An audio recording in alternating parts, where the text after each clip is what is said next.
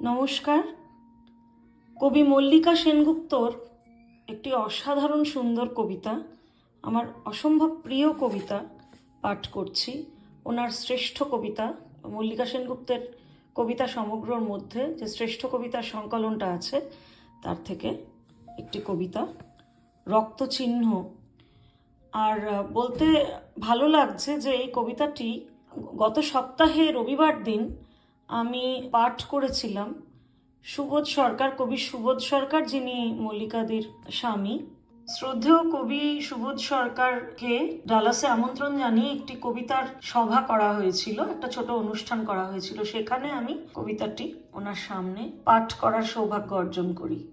তো সেই কবিতাটা আমি চলুন আজকে পড়ে শোনাই। কবিতাটির নাম রক্তচিহ্ন। পুরুষ, আমি তো কখনো তোমার বিরুদ্ধে হাত তুলিনি। প্রথম যেদিন সীমন্ত চিরে রক্ত চিহ্ন দিয়েছ, আমার সেদিন ব্যথা লেগেছিল। বলিনি, তোমাকে বলিনি। রুক্ষ মাটিতে ফোটে না গোলাপ, ময়ূর পেখম তোলে না, তবু চিরদিন বালুচর খুঁড়ে পানিও তুলেছি আমরা। ছেলে কোলে করে জোনাকি দেখেছি, চিনিয়েছি কাল পুরুষ। আমরা তো জানি পৃথিবী রমণী, আকাশ আদিম পুরুষ। তবে কেন তুমি আমার দু হাতে শেকল পরিয়ে রেখেছ? 1000 বছর ধরে কেন তুমি সূর্য দেখতে দাওনি? যে মাটিতে তুমি দাঁড়িয়ে রয়েছ তার অপমান করো না। পুরুষ, আমি তো কখনো তোমার বিরুদ্ধে হাত তুলিনি।